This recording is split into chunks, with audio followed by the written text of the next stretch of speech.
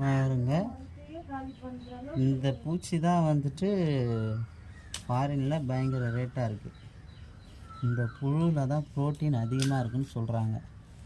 எந்த அளவுக்குன்னு தெரியல. ப்ரோட்டீன் பார்க்கும்போது இதில் ரொம்ப அதிகமாக. பாருங்கள், முருங்கை மரத்தை ஃபுல்லாக சாப்பிட்டு காலி பண்ணிட்டார். இவர் என்ன செய்யலாம்? வறுத்து சாப்பிட்லாமா, இல்லை சாவடித்து பாடம் பண்ணிடலாமா சொல்லுங்கள். இது மாதிரி ஒரு 3-4 இருந்துச்சு. நாங்கள் ஒன்று மட்டும் தான் டெமோக்கு எடுத்தோம். ஒரு பெரிய மரத்தையே காலி ஆகிடுச்சு. எத்தனை வருஷம் மரமா அது? ஒரு 3 வருஷம் மரத்தை காலி பண்ணி வச்சுங்களாம். பாருங்கள் எப்படி இருக்குது பாருங்கள். டிஸ்கவரி சேனல்லாம் இதை பார்த்துருக்கேன். அப்படியே எடுத்து பச்சையாக சாப்பிடுவாங்க. அப்புறம் அப்படியே நெருப்பில் சுட்டுட்டு அப்படியே ப்ரோட்டீன் அதிகம் இதில் தான் இருக்குது அப்படின்ட்டு சாப்பிடுவாங்க.